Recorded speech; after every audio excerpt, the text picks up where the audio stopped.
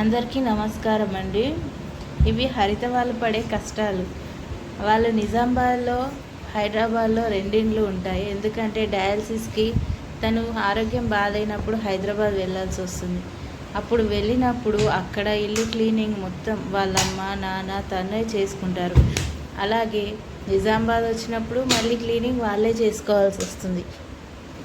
వాళ్ళ అమ్మ నాన్న బాధ చూడలేక తను డయాలసిస్ కోసం సీరియస్గా వెళ్ళి చేయించుకోవాల్సిన పరిస్థితిలో ఉండి కూడా తను ఆ గిన్నెలు కడగడం, నిజంగా వాళ్ళ కష్టం చూస్తుంటే భగవంతుడా ఇదేం కష్టంరా అనిపిస్తుంది.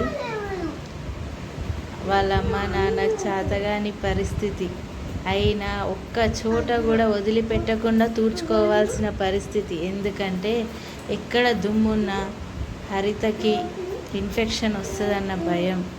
కాబట్టి నిజామాబాద్ వచ్చినప్పుడు నిజామాబాద్లో క్లీనింగ్ చేసుకోవాలి, హైదరాబాద్ వెళ్ళినప్పుడు హైదరాబాద్లో క్లీనింగ్ చేసుకోవాలి. నిజంగా వీళ్ళ కష్టము పగవారికి కూడా రావద్దు.